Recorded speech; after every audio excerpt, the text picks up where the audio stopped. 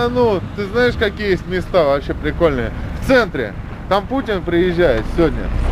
Сегодня 2 февраля, ну праздник.